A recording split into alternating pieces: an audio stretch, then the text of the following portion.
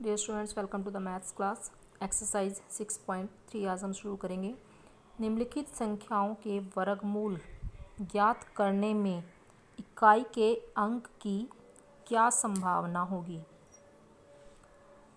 तो देखिएगा, question number first का फर्स्ट पार्ट है 9801।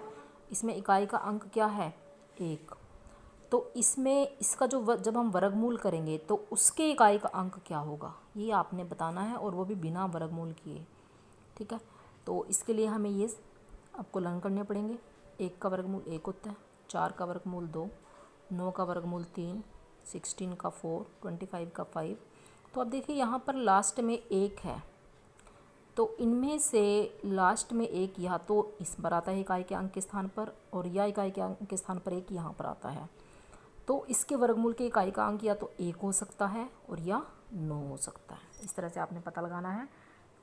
ठीक है, तो इसलिए 9801 के वर्गमूल के इकाई का अंक 1 या 9 होगा। सेम इसी तरह से ये इसमें इकाई का अंक क्या है? 6 है। तो देखिएगा 6 आपका यहाँ पर आता है 16 में, और 36 में भी 6 आता है इकाई के स्थान पर। तो 4 या 6 इकाई के अंक पर 4 या 6 होगा। यहाँ पर 1 है, इसमें वही फर्स्ट वाली सिचुएशन आ जाती है। यहाँ पर 5 है, तो 5 केवल 25 में ही आता है, तो इकाई के अंक के स्थान पर क्या होगा? वर्गमूल के इकाई के अंक के स्थान पर 5 होगा। सेकंड, बिना गणना किए वह संख्या बताइए जो वास्तव में पूर्ण वर्ग है, जिनका पूर्ण वर्ग या वर्गमूल निकाला जा सकता है। 153।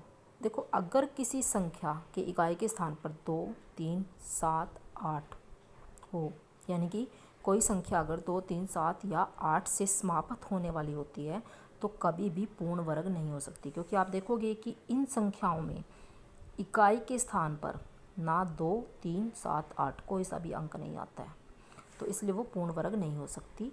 तो यहाँ पर भी हमारे पास 3 आ गया इस वाला। ठीक है, तो ये पूर्ण वर्ग संख्या नहीं है।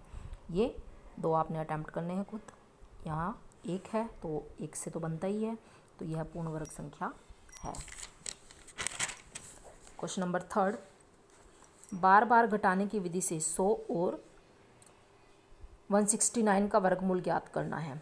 100 का ज्ञात करना है बार बार घटाने की विधि से। 100 में से 1 घटाएंगे, तो यहाँ पर आपने विषम संख्याएं घटाते हुए चलना है।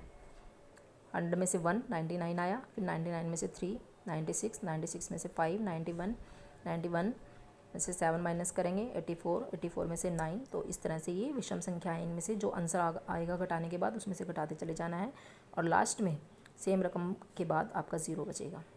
तो 100 का वर्गमूल, इनको काउंट कर लीजिए।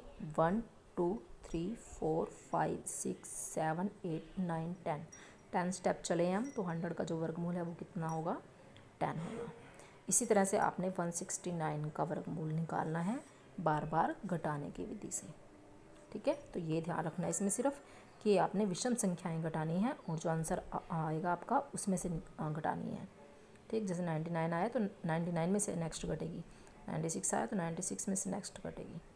ठीक, तो ये आपने जो क्वेश्चन ट्राई करने के लिए दिए हैं उनको ट्राई करना है, और अपनी नोटबुक में इनको राइट कर लेना है। Thank you.